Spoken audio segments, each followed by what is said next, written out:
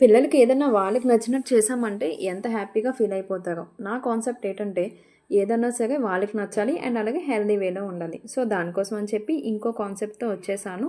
Mixie జార్‌లో ఒక చిన్న అల్లం, జీలకర్ర అండ్ అలాగే పచ్చిమిర్చి వేసి కాస్త కచ్చాపిచ్చాగా గ్రైండ్ చేసిన తర్వాత స్ప్రౌట్స్ ఉంటాయి కదండీ! అవి కూడా వేసి కొంచెం అలా అటు ఇటుగా గ్రైండ్ చేయాలి అవి కూడాను. అస్సలు మెత్తగా అవ్వకూడదు గుర్తుపెట్టుకోండి. ఇంకోటేంటంటే ఆనియన్స్, క్యారట్ అండ్ అలాగే ఆ స్ప్రౌట్స్ మిక్సీ చేసినవి ఉంటాయి కదా! అవన్నీ ఒక దాంట్లో వేసేసి బాయిల్ చేసుకున్న పొటాటో ఉంటది కదా! అందులోని కొంచెం కారం, ఉప్పు అండ్ అలాగే గరం మసాలా వేసేసి ఇలా టిక్కీలా చేసుకొని స్టవ్ ఆన్ చేసి కడాయి పెట్టి ఆయిల్ వేసి ఆయిల్ హీట్ అయ్యాక ఆ టిక్కీస్ ఉంటాయి కదండీ! అలా వేసి అటు ఇటుగా కొంచెం సిమ్‌లో పెట్టి బాగా వేయించుకోండి. అప్పుడైతే క్రిప్సీగా చాలా బావుంటాయి.